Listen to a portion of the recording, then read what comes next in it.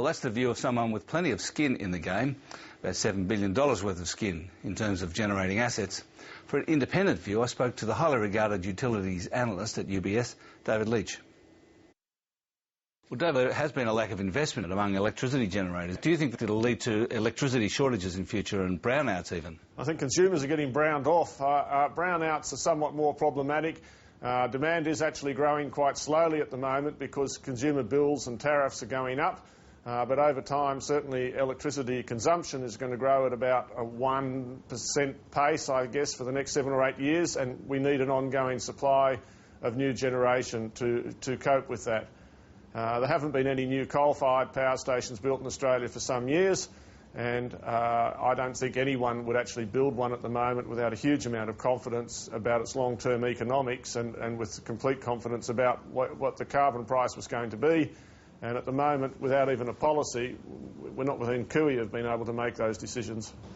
Now, David, you've analysed in detail how all this works in relation to the national electricity market. It's been said generally that the price of carbon is probably going to be around $20 to $25 a tonne, but you've said that it'll need to be about $50 per tonne to ensure that gas-generated electricity is actually dispatched into the grid.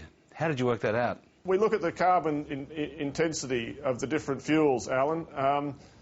Australia has the highest per capita emissions intensity in the world, or one of the highest, and one of the reasons is because we burn so much coal in our electricity mix, the main reason. And the obvious candidate is the brown coal in Victoria, where the emissions intensity is about 1.2, 1.3 tonnes of carbon for every megawatt hour. And that compares with new combined cycle gas where the number's about 0.4 tonnes. Now, this is a complicated argument, but the variable cost for those brown coal guys down there in Victoria is only $2.50 a megawatt hour right now. And so they're generally the first electricity generators dispatched every morning because their baseload electricity costs very little to people in variable terms at the moment. As soon as the carbon price, though, is $25 or $30, their variable cost jumps up towards $40 a megawatt hour from $2.50. It's an enormous cost increase from them. So all of a sudden, they're not